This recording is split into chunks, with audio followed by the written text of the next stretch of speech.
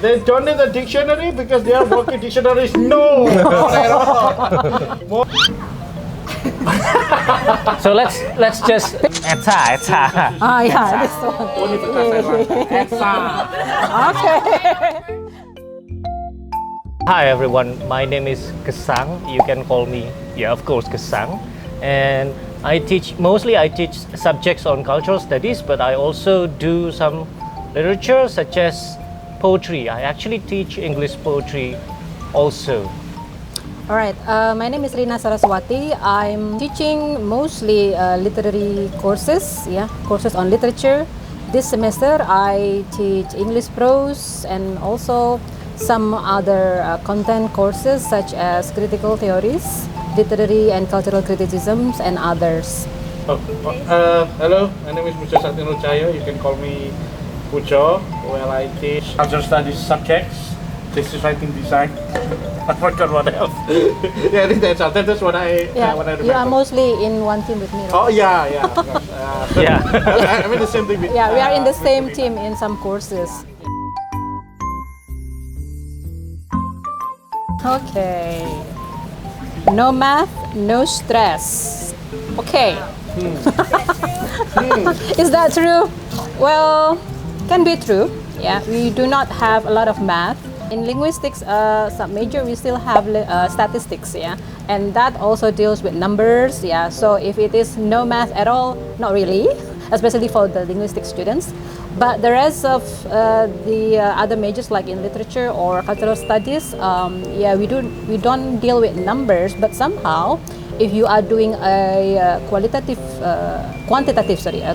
or quanti-quali research, you have somehow deal with numbers, calculations, things like that.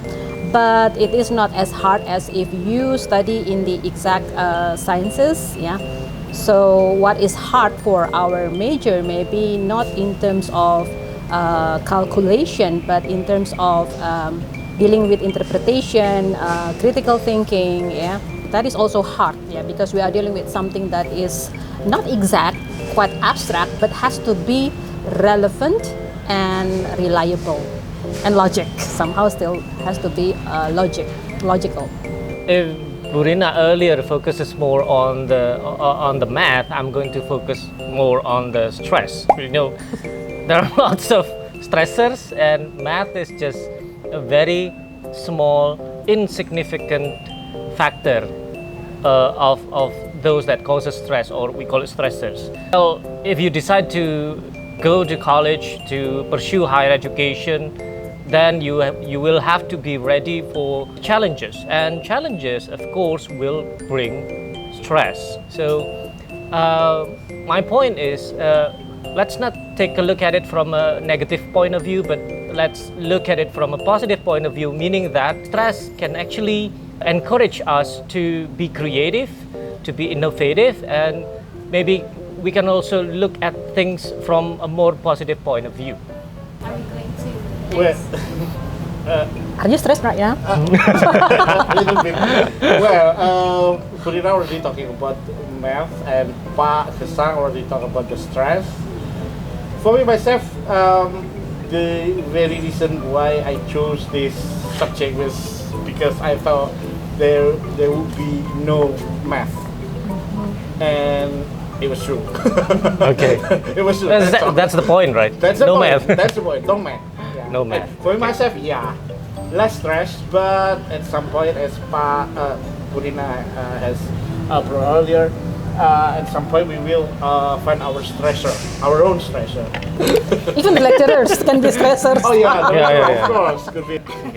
They only chose English literature because they didn't get into other majors. So let's just Based talk on about your personal experience. experience. Yeah, based on your Personal experience. Yeah.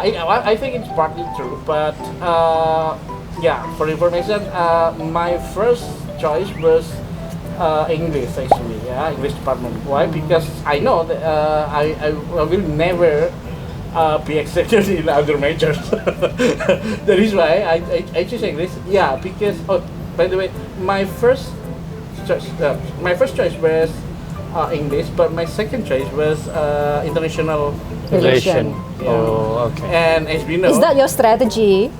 Because back then we have to have a certain strategy to be accepted by choosing the less hard. the lower less rank. competitive. Yeah, I mean the less Yeah, competitive one. I think So you're saying English department is less competitive? But to be frankly, I knew nothing about English back then. I mean English department back then. I know, I know a little bit about international relation because one of my, my seniors was in there as my senior, and I got some of the important information about the major from her.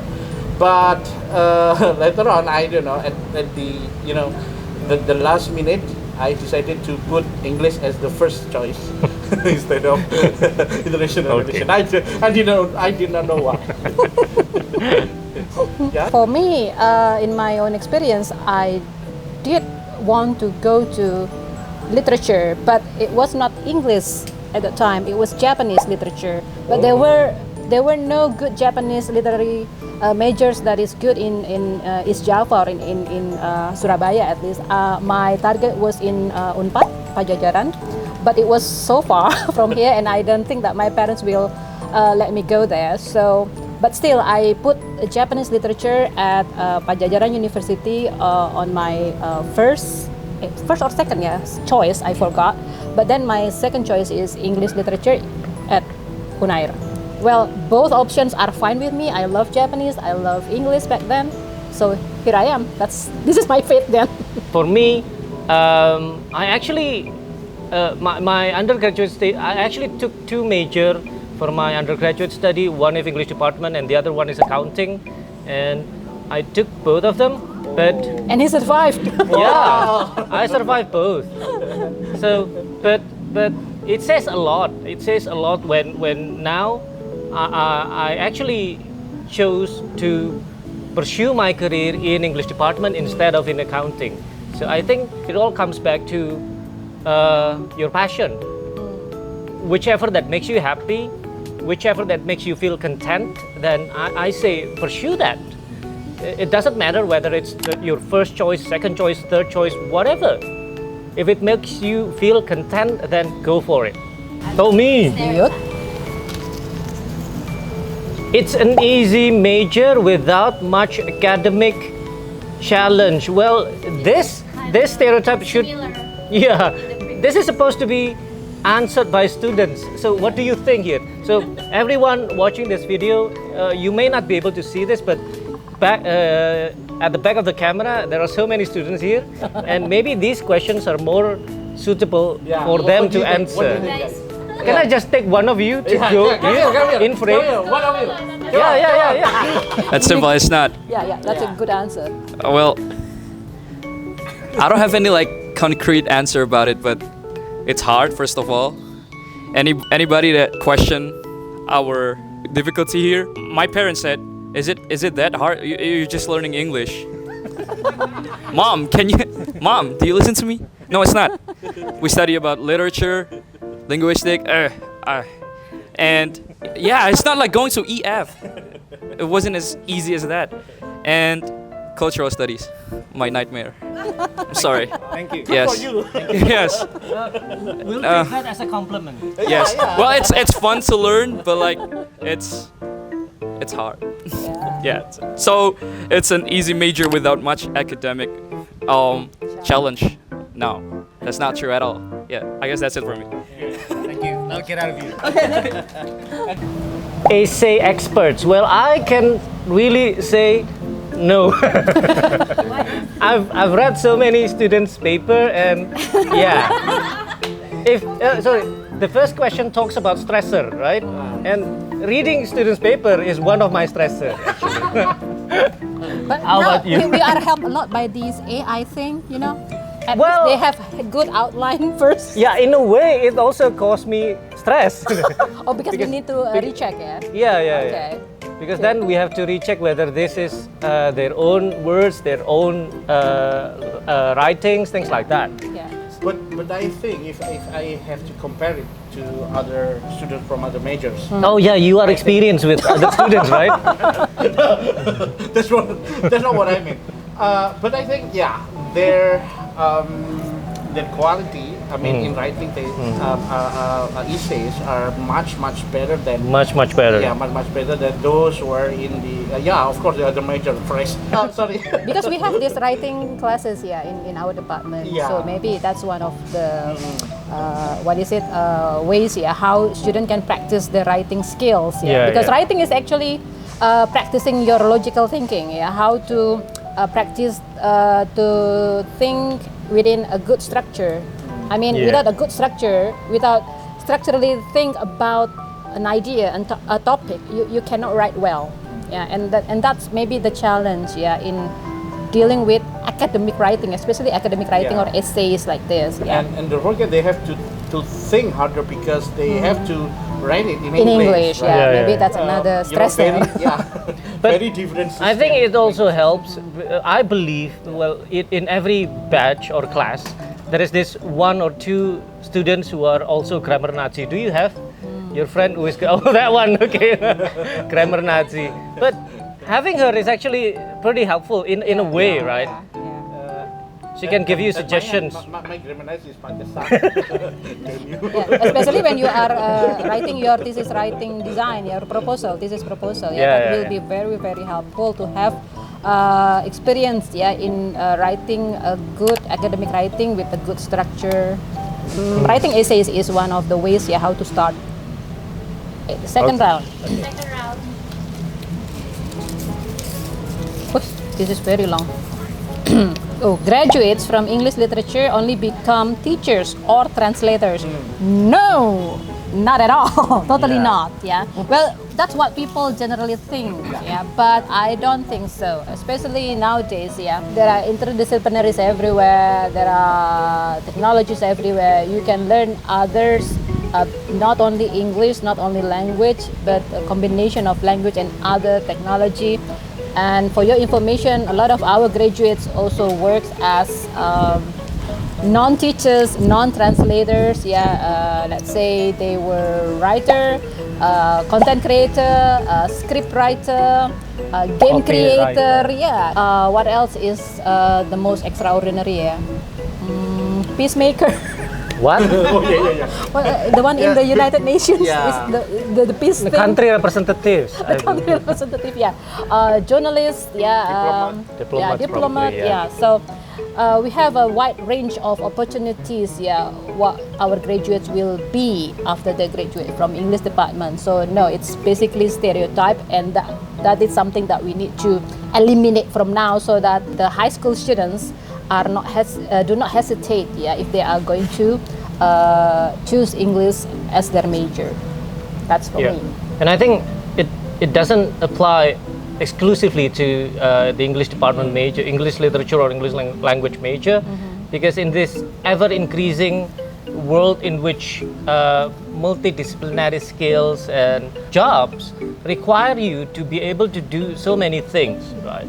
So having just one very specific skill will not be helpful for you to compete with other job seekers when you graduate. So you have to develop other skills also. And from or by developing those skills when you are studying as students here, then after you graduate, you can explore so many job opportunities, so many career opportunities out there. We provide students with opportunities to do the internships, especially in this semester that we just finished. English department has won, what do you call that, hibah? Grant. A grant, to do or to create our own internship program, and that has proven, to give a lot of benefit for students. At least what they are going to do after they graduate. They had a lot of new experience, knowledge, information from the mentors, from the institution where they took their internship, and I think that is quite helpful, this Campus Merdeka program. Thank you. Right. Wow. Speak English 24/7. Are you? In my own experience, not for me. When you were a student? maybe? But we always urge to speak English, especially if we were in campus. When we were met with the lecturers, we were urged to speak in English. But yeah, of course, when we were in the canteen, in the cafeteria, we speak Surabayaan Yes. or in Japanese. Yes. But again, speaking this as an IP will be very, very beneficial for students, since it will train you not only to be able to master many vocabularies, but also to make you even more fluent, something like that. That's in my experience. Back then, when I first came here from Maju, people said, my friends said that my English is actually kind of Maddo English or Localized. Japanese English. Japanese. Japanese, yeah. So, yeah, since the question is speak English 24/7. Even in your dream. Even when you are dreaming. No, I think, yeah. But if I got broken-hearted, then yeah, I will speak English a lot. in Why? my- And you make a Because lyric out of it. You make a lyric out of it. Yeah, a song. make a lyric and then say something, nonsense in English. Babbling in English. Yeah. Okay. Okay.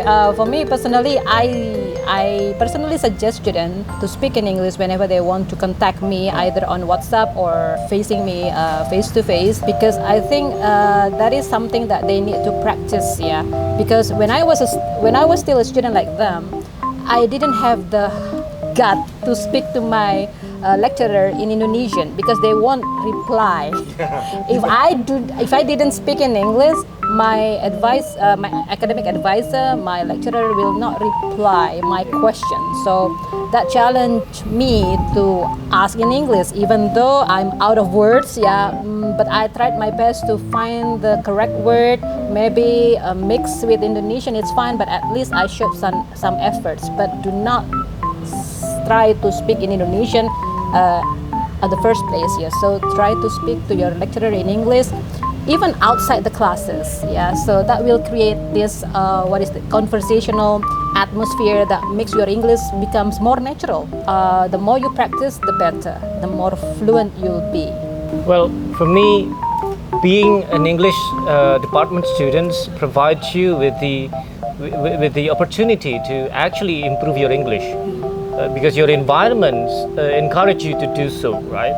In the classroom, with your friends, and all of the things that you do in campus. For example, this activity that you're doing for the student association, it's also is being done in English. So I would say that you have that great opportunity. But speaking English 24/7 for me is limiting.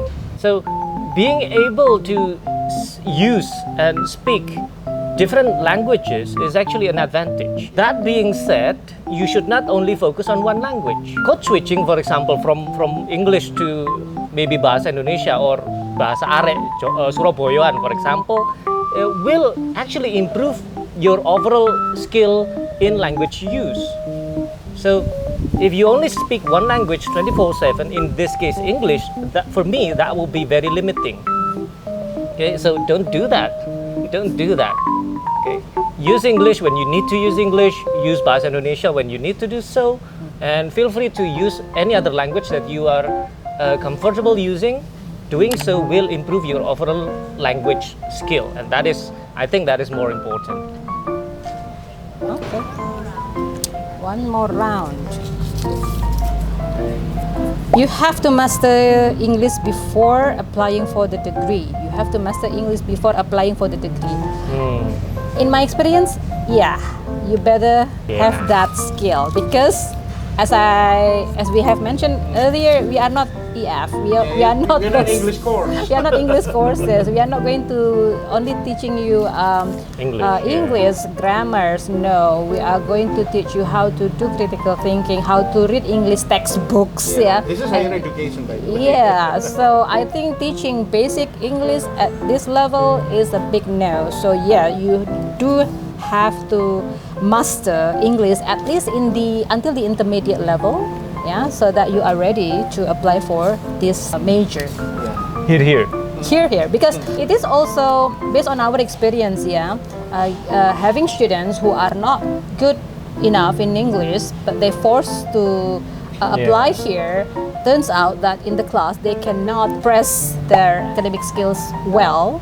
They end up struggling. Yeah, struggling somehow. It's kind of hard, yeah. But if they want to improve, that's good. But if they give up easily, yeah, that's another case. So, in order to avoid that kind of cancellation, I think, yeah, you better prepare yourself with this intermediate level of English at least. Most of the material is related to theory and fiction. Well, in a way, yeah, but this applies to all non-vocational studies, non-vocational major. You focus more on critical thinking, academic skills, right? Instead of focusing on hard skills. Well, mostly we focus on theory and fiction, yeah. Next question. They don't need a dictionary because they are working dictionaries. No, not at all. Most of the students in my class, at least in my class, yeah, they still need to open, the online dictionary. So it is very, very normal not to know all of the vocabularies. Just open your dictionary whenever you don't know the meaning of any particular word. And I think we are suggested to use dictionary in some classes, right? Like reading, writing, yeah. I still remember my lecturer asked me to bring this printed dictionary. There was no electronic dictionary back then. So we brought this thick dictionary, Webster, the big one, everywhere whenever we have writing or reading classes, just to check the vocabs, just to practice the vocab in writings, yeah. Not being able to become a walking dictionary is completely okay. There is not major, yeah. There is this subject which focuses on dictionary learning. Yeah. That corpus thing, lexicography. Lexicography. Yeah. So that's what makes dictionary sounds fun, I think. No, it's not. Only the late Pak Denny likes it. Lexicography, yeah. Okay, one thing to remember, if you want to apply for this major, you have to love reading. Whether it's reading for pleasure, reading for fiction or non-fiction, because you have to read a lot of textbooks later on, especially for cultural studies, which is interdisciplinary. There are a lot of books, yeah, from different disciplines, not only language thing, but also communication, politics, sociology, anthropology. So if you do not love reading, that will be a nightmare. So love reading at first, yeah. Don't forget to like and Subscribe our YouTube and Instagram and also Twitter and TikTok. And what else? EDSA. this one. EDSA. Okay. And you can also buy this merch. Sure. It's very Yeah. Oh yeah. You have those merch. Thank you. Bye. See you. Bye everyone.